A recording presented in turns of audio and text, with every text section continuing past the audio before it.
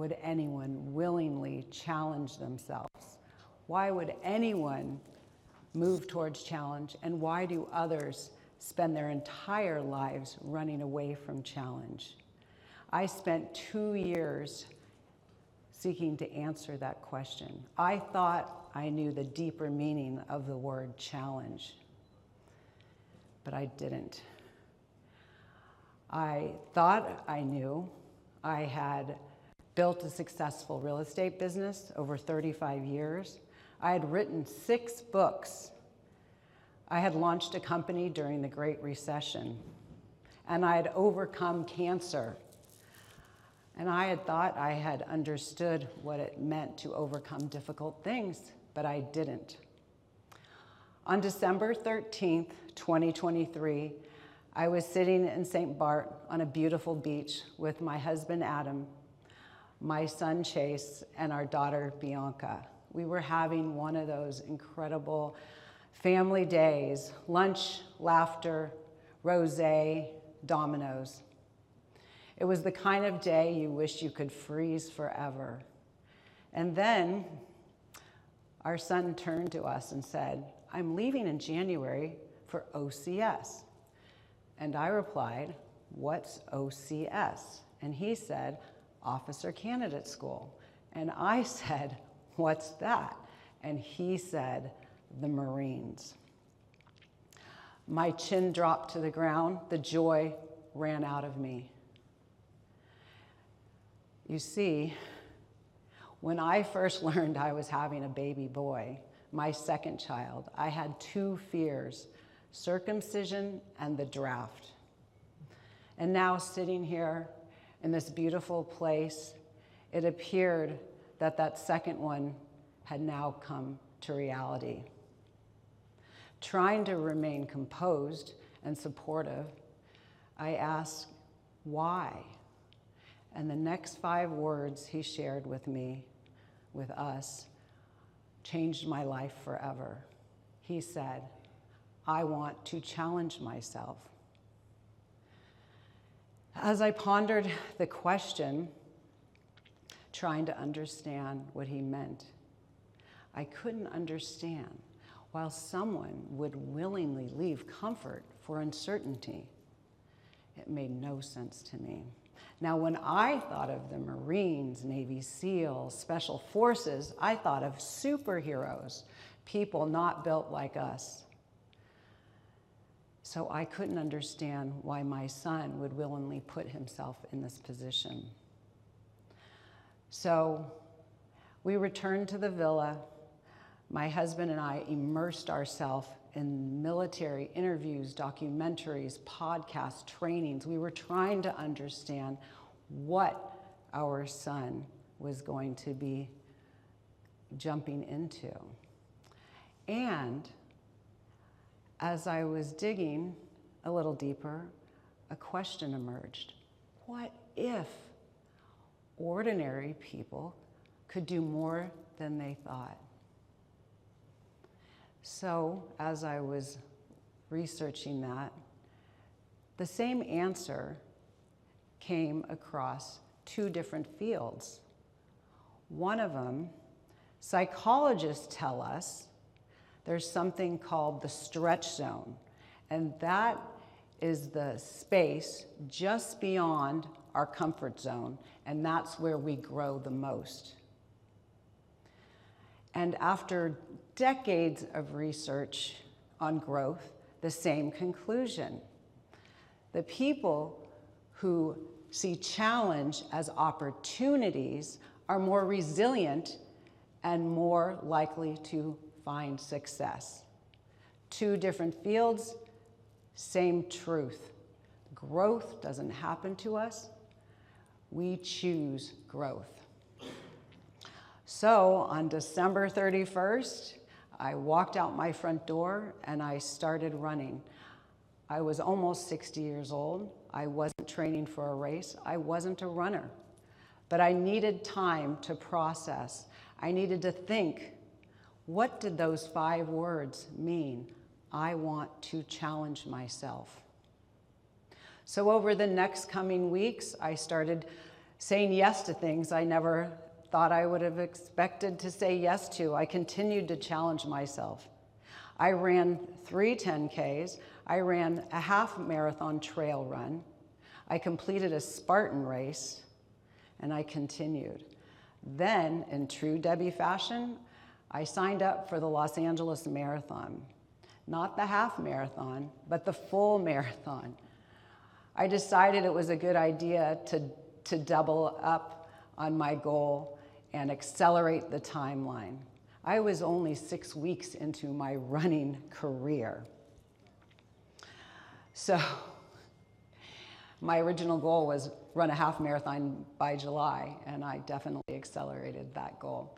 So, as it would be, most people, not me, most people would probably train their body physically. But I chose to train my mind. I did a deep dive into stories on resilience and mindset. How did those military soldiers do the kinds of things that they do? I knew it had to be more than physical.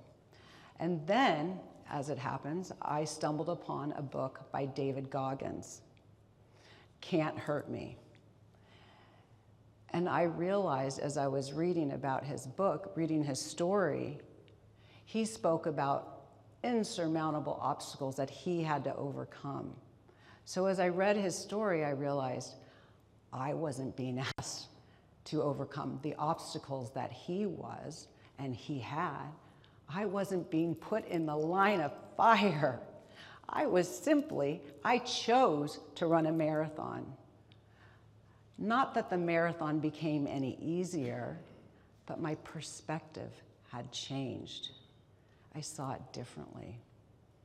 And at that point, this is where the framework for my method was born, the Mindset in Motion method. 5 steps. 1, have a goal. 2, believe. 3, internalize. 4, share. And 5, activate. 1, my goal. Have a goal, make it simple. My goal was very simple. Cross the finish line. Number 2, believe. I believed I would. I had no idea how I was going to get there, but I believed that I would. 3, internalize. I saw myself crossing that finish line. I felt the emotion, the exhaustion, the victory. Now that's not positive thinking. It's called neuroscience. And what neuroscientists tell us is when we vividly imagine ourselves succeeding, the brain starts rehearsing before the event even happens. And the 4th is share. Now, not all goals and dreams can be shared with everyone. Some people project their limitations and fears on us. Share your goal with people who will strengthen your belief, not weaken it. And then finally, 5, activate. Activation before certainty. Action before confidence. Progress before proof. And all of a sudden, it was marathon day. I was standing at the starting line with thousands of marathon runners. I wasn't a marathon runner. I was standing there. The gun went off. All of a sudden, all of the visualization became reality. I got to mile 12, and I thought I sprained my ankle.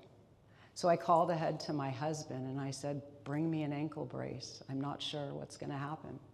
At mile 13, I got there, and there he was, like a Formula One pit crew. He handed me the brace, and I took it, and I carried it the next 13 miles.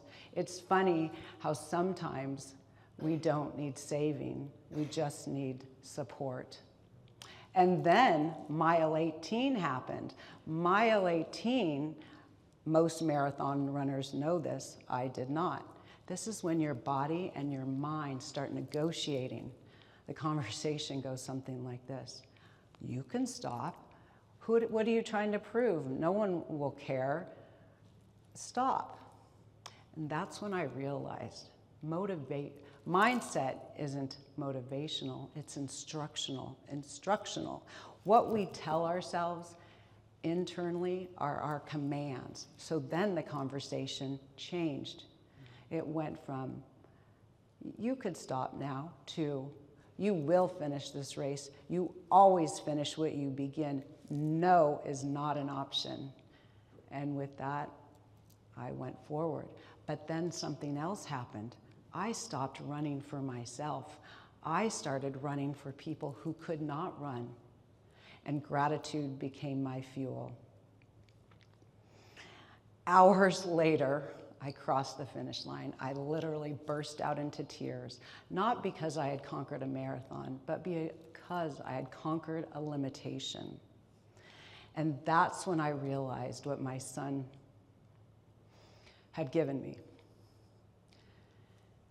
His 5 words weren't about the Marines. They were about possibility. And ever since then, I have been challenging myself. 2 years ago, I completed the LA Marathon. Today, literally today at 62, I will continue, whether that is through the next marathon or my next chapter. I will continue to challenge myself, because challenge is not a test, it's a teacher. What we reveal today doesn't reveal who we are, it reveals who we are becoming. We don't admire extraordinary people. We admire ordinary people who continue to choose challenge over comfort, growth over fear, and keep moving forward. What I'd like to leave you here today with is, what challenge are you postponing? Not because you can't do it, but because you haven't decided to. Because the distance from where you are today and who you could become isn't measured in talent. It's measured in the willingness to activate. One goal, one decision, one belief, one uncomfortable step at a time. And sometimes all it takes is 5 words. I want to challenge myself. Thank you.